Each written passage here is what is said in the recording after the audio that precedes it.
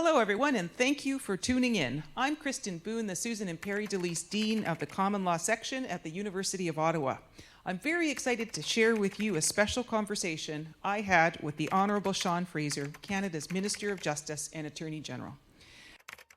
At the Faculty of Law, one of our priorities is ensuring that our students have access to the best legal minds, leaders who are shaping the law in real time and who can share insights into the many paths a legal education can take.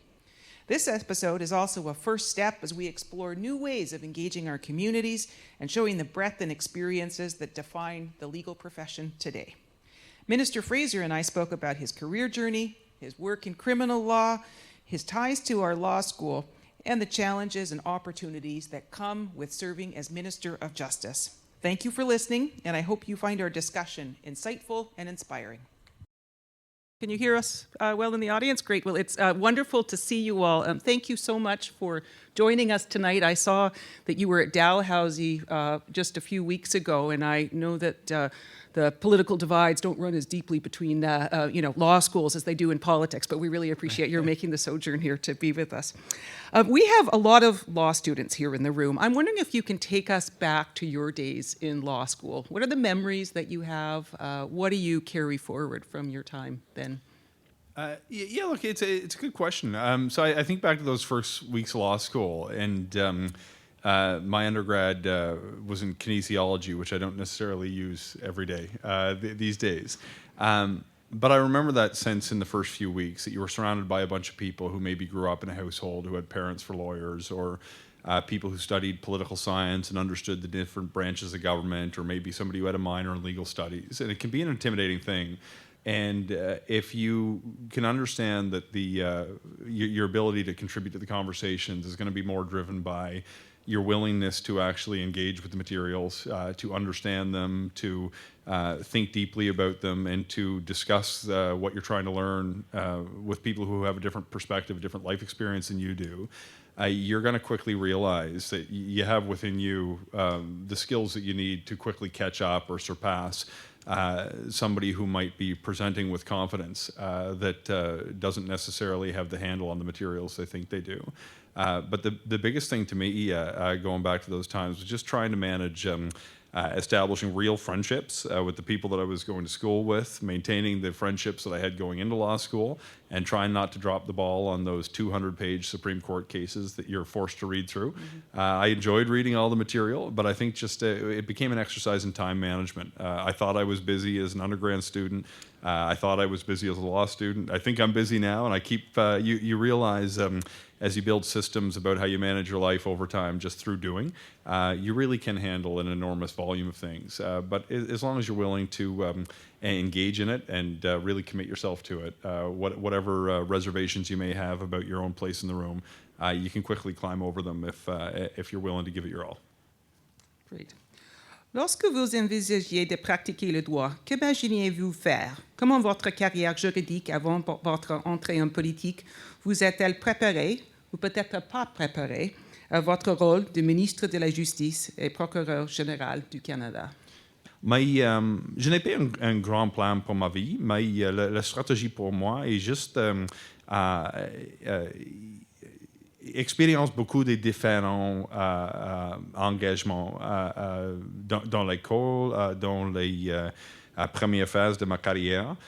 Ce n'est pas possible pour assurer la destination est juste parfait quand j'ai 20 ans. Ce n'est pas possible d'imaginer les possibilités pour une carrière en loi, en politique. Mais la stratégie pour moi est juste identifier m'intéresse et passer du temps dans des activités qui est intéressant et important pour moi. Si vous avez des enjeux qui est important pour vous, et vous avez des opportunités pour engager dans des activités formelles ou informelles pour discuter votre idée avec des personnes avec une perspective différente comme votre perspective. C'est possible pour identifier des nouvelles opportunités. Pour moi, ma famille n'a pas beaucoup d'expérience en politique. Ma mère est une bénévole locale pour une circonscription qui, le Parti libéral, a jamais gagné avant 2015. Ce n'est pas possible, c'est très conservateur, normalement. Mais après des conversations avec des personnes qui expérimentent une carrière intéressante, j'ai considéré une carrière de loi. Quand j'ai des conversations avec des personnes qui étudié dans des institutions étrangères, c'est une bonne idée.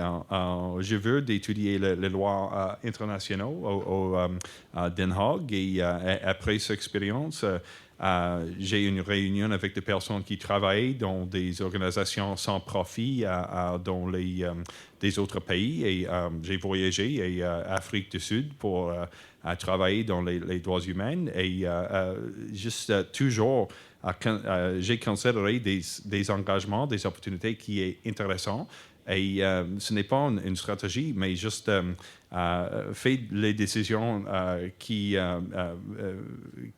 vous sorry, I'm searching. Je cherche le bon mot. What I'm trying to say is I've just early on in my career and in school. It was always for me just exposing yourself to different opportunities. There are things that you will become interested in, but if you're focused on some particular job opportunity, some job title you want to have, you're setting yourself up for failure. If you focus on problems that you find interesting to solve, and you surround yourself with people who've had fascinating experiences, you're going to be exposed to new ideas that will present themselves over the course of your career. For me, it was one built on the other, but I would never have reverse engineered it the way that I did. Going to law school was never meant to be a springboard to politics. It was because I met people who did interesting things in the law. My wife, who I was dating at the time, was a year ahead of me in law school, and she seemed to find it interesting. And my dream of being in sports medicine back then, when I realized I hated spending time in the lab, very quickly fell apart. So I just followed interests and kept exposing myself to new engagements. And over time, you realize there's some pretty cool things you can do if you just focus on issues and problems that you find interesting. That's great. So I want to pivot and talk a little bit about motivation and what motivates you to be in public service, because I think it's getting harder to recruit people now to serve. Your own post about speaking at Dalhousie Law School a few weeks ago, which I referenced earlier, I happened to see that there was some really kind of vitriolic comments afterwards, and it's not about you at all. It's about the rise of aggressive interactions on social media. You're in a really challenging role, and social media is one of the reasons why people, I think, are hesitating to go into public life. I know that you were president of the St. FX Student Union in your senior year. You've been an MP since 2015. You've got young kids, ages 4 and 8, I believe. 4 and 9. 4 and 9. And your wife is finishing her doctorate here at the law faculty. So there's a lot going on, and you pay a price to be in these public positions. So I'm wondering, what motivates you to do it? Look, there's a lot to unpack there, and maybe I'll talk about some of the things that motivate me to do it, but then maybe more squarely address some of the concerns that you raised around social media in particular.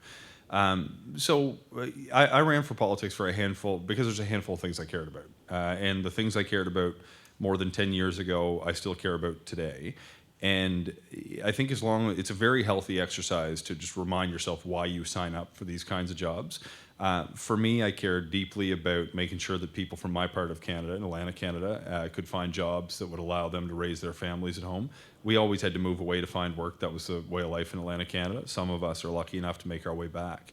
The other items that always motivated me to get involved were around making sure that we're promoting a healthy environment. I care deeply about social justice, and I want to make sure Canada has a respectable place on issues of concern to the world. Those were really the 4 things that I jotted down on a piece of paper when I was thinking about quitting a legal practice I really enjoyed to pursue this opportunity. And although the policies can shift over time that help you achieve those ends, the underlying principles should continue to motivate you on an ongoing basis. So to me, it's some of those same issues that I care deeply about in the work as a member of Parliament and as a minister. that I try to carry through. And it's interesting, to an outsider who assesses whether it's worth it by reading the comments on a Facebook post, no one in their right mind would say this is a good idea. But you very quickly realize when you actually engage in a community that the Facebook comments are not the real world. I don't bother myself too much with the opinions of people who I don't admire. And frankly, a lot of them are not real people. They are, in fact, bots who are contributing to some of the narrative. My concern is that we're missing out not just on good individual people from signing up, but that we're missing the voices from entire communities who are feeling like they're not welcome in the political conversation because they're exposed to this. And it really doesn't necessarily reflect the conversations I have in the grocery store or at the coffee shops in my community. But I do start to worry because you're starting to see it creep into what people actually believe in the real world. And both our politics and our technology is increasingly creating an environment where the opinions that we're exposed to serve to confirm our biases rather than challenge our perspectives. And one of the things we lose out is not just the voices of different communities, the voices of talented people, but I fear we've fallen into a trap where the ideas that I cared about that motivated me to run are not being challenged with better ideas. We are instead responding to political incentives to go find people who already agree with us and bring them out to vote, rather than actually trying to persuade people that one candidate, one party, one idea is better than the other. And if we actually lose the ability to test our ideas against competing ideas, we cease to operate in a democracy that really improves the quality of life for people, but instead just speaks to a narrow sector of the electorate's interests that will allow one side, often a minority of Canadians, to determine the decisions that the country takes without concern for the perspectives of others. So for me, the things that inspired me to run remain the same today as they did 10 years ago.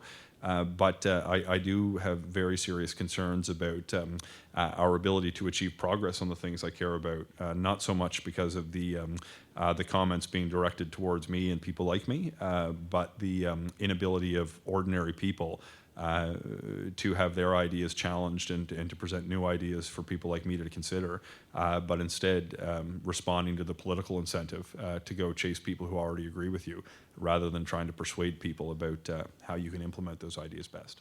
There's been a lot of discussion about the notwithstanding clause lately, Section 33 of the Charter. This allows Parliament or the legislature of a province to derogate from certain sections of the Charter. In the federal government's factum in the English School Board case, you asked for a review of the notwithstanding clause. You've also been critical recently about Alberta's invocation of the notwithstanding clause on transgender rights.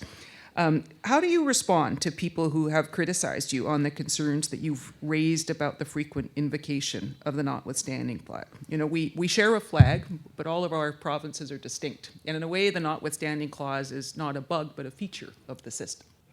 The role of the notwithstanding clause was an important constitutional bargain, there's no doubt. That said, I don't think it was intended to escape the scrutiny of the courts. I am very concerned with not only the frequency with which it's being used, but the kinds of issues it's being used to circumvent.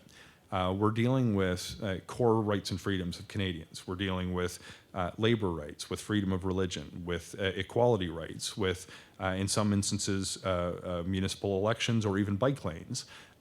This is not the kind of national emergency that I think was envisioned when governments of the day sat down to negotiate how we would ensure that Canadians could have their rights adjudicated before a court of law if governments were to violate them with the laws that they adopt. So from my perspective, it's essential that we stand up for the Constitution, for democracy. It's not a coincidence that the oath that I swore when I was formally brought into this role is different than every other cabinet minister. I have a unique responsibility to defend the Constitution, to stand up for the Charter, and in my view, it's essential when we believe that some of the powers are being used in a way that was not contemplated by the Constitution, that formally and informally we say so and take action. Great. Terrific, thank you. So I'm going to start going to questions from the room, and for those of you here, please feel free to put your questions in woo clap, and we've got about 20 minutes left, and so a nice opportunity here to have some other engagement with the minister. The first one that I would like to raise involves incarceration. That there is, problems of incarceration of Indigenous people in Canadian prisons, and so the question is, what do you think that we can do to address that issue? Yeah, and look, it's overrepresentation is an issue not just for Indigenous peoples, also other racialized communities in Canada. Pretrial detention more broadly is a challenge. Overrepresentation, when I actually meet with Indigenous rights holders, they tell me very explicitly, yes, it is a problem in incarceration. It's also a problem when it comes to our overrepresentation amongst victims of crime. There are things that we can do. There are some things that can have a shorter-term impact for individuals who are interacting with the criminal justice system. There are other longer-term solutions that we need to implement. The strategy that we're taking on has three main prongs. One is making sure that we have stronger criminal laws that the public will believe are designed around public safety, because public faith is essential to the path forward when it comes to whatever legal reforms we may put in place.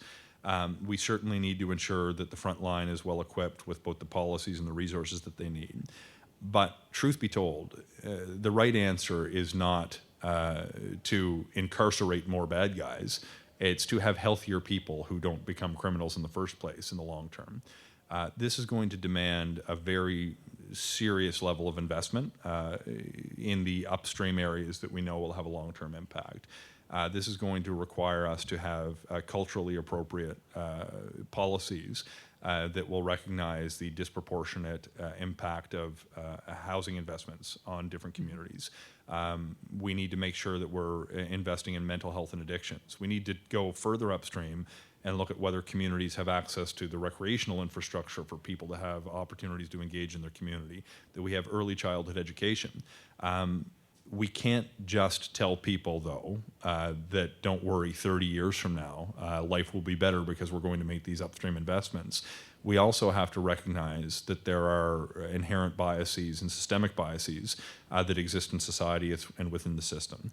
That's where making sure that we actually have tools that we know can have a positive impact, like GLADU reports or the impact of race and cultural assessments, properly funded, so people understand that a person who is Indigenous is 30% more likely to receive a sentence that really leads to incarceration.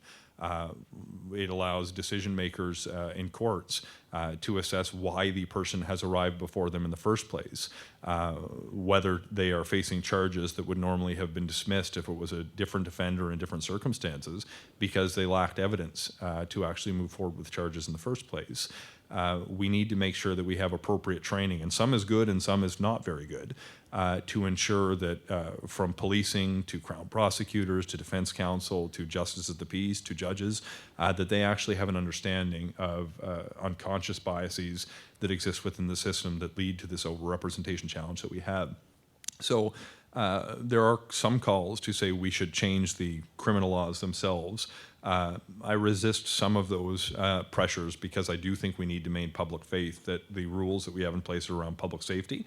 But then I think we have to make sure that we have the resources in the system and appropriate trained people within the system to recognize and root out the biases that exist. At the same time, we make long-term upstream investments to build healthier people across different communities and cultures. Great, thank you.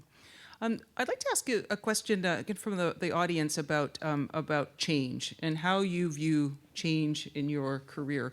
I mean, sometimes change comes through opportunities, and sometimes change comes through adversity. Mm-hmm. Are there times in your life when you have decided to make a change or decided that a change was necessary? I feel like every day. Look, change. My main opinion about change is that it is constant. It is ever present. And you don't have, you will never face a decision as to whether you want change or not. In politics, personally, professionally, change is a part of life. It is only up to us to decide how we're going to manage change, not as to whether it's going to come. At a macro level, we are witnessing change on a massive scale when it comes to the geopolitical instability that we're seeing with the ground war in Europe. On a macroeconomic scale, the impact that AI or trading relationships being ruptured is going to force difficult conversations about how we manage this rapid adoption of technology, how we deal with shifting trading relationships, dealing with new partners. At a community level, when I come from a community that's had a handful of institutional employers that have closed down, and you have to decide when the factory closes, what are you going to do to support the workers? Are you going to have benefits in place that allow them to keep their homes? Are you going to encourage policies that would see people seek opportunities in other communities? Are you going to put training in place? And at a personal level, I think one thing I've become used to is that my life is constantly changing. I've over the course of the past 20 years since I was finishing up my undergraduate degree, I think when I was filling out my forms to be approved as a candidate for the Liberal Party, I needed to print out a second page to have all the addresses that I could find going back 10 years. Because I made a decision to move out west to take an opportunity working in a law firm. I decided to study overseas because I was interested in international law and found there was a program to study. I moved to South Africa because there was a cool opportunity that I learned about to work in a human rights group. I was totally broke and had student loans and needed to go back out west to be able to pay them down working at a law firm again. Got married, had a few kids along the way, decided to leave a job I loved to pursue an opportunity to make change in politics. And to me, change is one of the most frightening but most exciting things that you'll experience in life. And just don't be afraid of it. If you sit around trying to resist change, you're going to miss out on the most rewarding and interesting opportunities that you could ever imagine. If you embrace the fact that change is happening, but it's completely up to you how you deal with it, you're going to end up with a really refreshing life perspective and some pretty cool opportunities that would not have otherwise presented themselves. Thank you.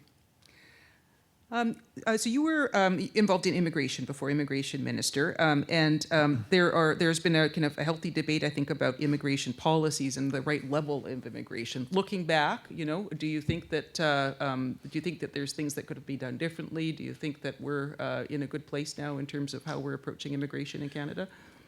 Oh yeah, look, there's tons of things that you could do differently, and there's and I think generally speaking, let me take a step back. Canada has one of the most powerful immigration systems in the world in terms of what it can do for our country. And I held during that position and maintained the view that immigration is a net positive for our country. How rich of it would be me, who lives 10 minutes from the boat that brought my family to Canada 250 years ago, to say that somebody doesn't deserve an opportunity to contribute to this country because their family came 5, not 15 generations ago. Everyone in this country who is not an Indigenous person has an immigration story in their background that allowed them to become successful in Canada, and we should not ignore that part of our history. It is an extraordinary asset. When you have people from different walks of life, from different cultures, from different perspectives, who can come together and figure out a way to live peacefully next to one another and pursue shared interests, you are going to have a very powerful advantage in a globalized world and in a globalized economy that many other countries do not have. There were some real challenges, again, sometimes driven by social phenomenon as much as policy decisions. I look at the back end of the COVID-19 pandemic when I was first appointed to this role, when we saw national headlines every day about 1 million job vacancies in the country, having come through a few years where we had spent tens of billions of dollars of taxpayers' money in order to make sure that businesses wouldn't close and that they would still be here so people could have jobs on the back end of the pandemic. My view at the time, and I maintain this to a certain degree, is that when the labor force was not present to keep those businesses alive, a lot of those investments during COVID would have been for naught if at the end of the day, when the customers could finally come back, the businesses had nobody work to serve them. It would have potentially had a long-term impact if all of those businesses were forced to close. There were other challenges that I wish we were quicker to deal with. I look at the international student program, And our numbers weren't accurate at the beginning of my time in that office compared to the numbers that we actually saw coming in. Some of it was modeling may not have been perfect, but there was actually a social change with colleges and universities radically expanding the number of people that were being brought in to address, in some ways, chronic underfunding of post-secondary institutions, but in other times to take advantage of a financial cash cow for exploitive purposes. We've seen certain institutions requesting tens of thousands of study permits for one institution with no contribution towards the housing stock of those communities. I remember being on the phone with my counterpart in Ontario discussing whether we would even allow them to maintain a provincial nominee program if they didn't get the international student program under control. And at the end of the day, it seemed like my remedy was going to be too big a sledgehammer. And we backed down and said, okay, we're not going to take the program. We agreed on 7 of 8 items. The international student program is one that we couldn't reach agreement on. And revisiting things like that, certainly. But I think one of the things that I really appreciate about it, the entire process, as you do see ideas change, policies can change to reflect the changing ideas of people. And when you do see that there are very real concerns about one institution requesting 35,000 study permits with no housing, you have to take action. So some of these problems reveal themselves over time. Some of them you maybe could have or even should have in certain instances taken actions if you had the benefit of hindsight. But at the end of the day, I think that we maintain the view that immigration is an incredibly powerful social and economic tool that serves Canada's interests in the long term. We just have to make sure that it's at a level that Canadians will agree is sustainable and serves their interest. People don't tend to be too concerned if they get a family doctor for the first time where they came from. They know that their needs are being met. So to the extent that we can ensure our immigration policies are meeting the needs of Canadians and not being viewed to compete with scarce resources around housing, around healthcare, I think we would do very well. And I think, frankly, we can design our policies in a way that actually adopts an abundance mentality where we can contribute solutions to these challenges rather than the scarcity mentality, which I think can be a dangerous thing for society. Great. Terrific. I just have one more question for you as we wrap up, and that's for the students in the room who are facing exams and final assignments and then holidays. Any tips, any life advice? Yeah, look, I'll leave you with maybe 2 thoughts. It's okay to feel uncomfortable. By the time you start to feel comfortable in the room, it's time to leave the room. That means you're not growing, you're not getting better, you're not learning. There's a phrase I've heard, I don't know who shared it with me in politics, about hiring the appropriate team. And it's 6s hire 5s and 9s hire 10s. If you're surrounding yourself with people who are not as smart and as talented as you, you're not going to experience growth. If you find new rooms in which you can find yourself, where you're with talented people who are pushing you to operate outside of the boundaries with which you become accustomed to, you're going to experience real, meaningful growth. And when you actually achieve something, not because you landed in a particular position by chance, but because you know you so richly deserve it because you've pursued growth, it's going to be 10 times more rewarding. The last thing that maybe I'll leave with you, going back to, again, your first question before I had entered law school even, this might be the best piece of advice that I've ever received.